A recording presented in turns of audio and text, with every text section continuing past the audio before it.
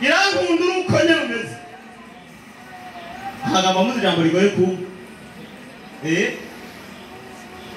Yo nta ntambara ndende nabonye oya ko twasanze isa n'igirihe ariko umunsi umwe nayibonye umunsi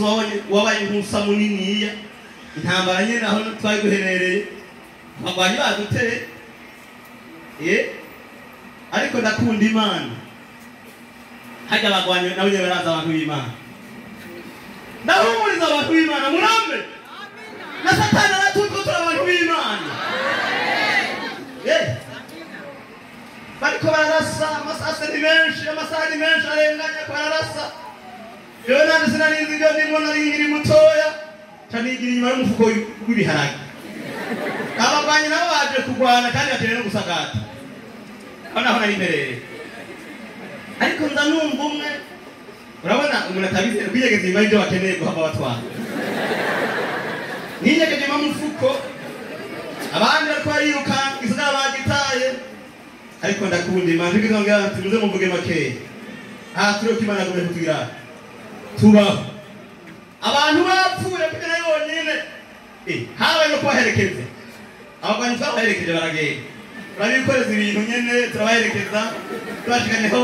bagenda bakaza twimusubira inyuma rero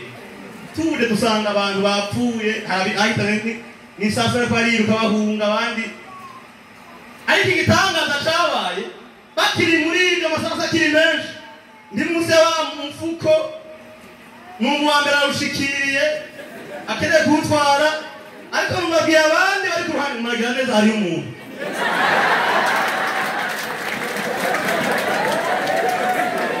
igitangaza yabwiye abari kumati muragira neza hari umuntu ndashima Imana ibyo ni byabaye si nkuru yari jewe nyine ababyeyi birukiye ukwabo nari jewe nyine ntajya mu nzu iwacu wanashima oya nirukiye mu nzu y'abandi bimbuye ibiharage byinshi kanigira munsi yo mufuko ariko icantanga rusasu rwabaye rwinshi n'ugakomande mahanze bariko barabwira ati mubwire ukuntu